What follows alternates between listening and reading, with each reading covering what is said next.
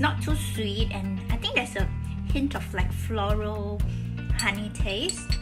In every bite, you can actually bite the pieces and chunks of bird nest. It's not just sugary water, so it's very gao.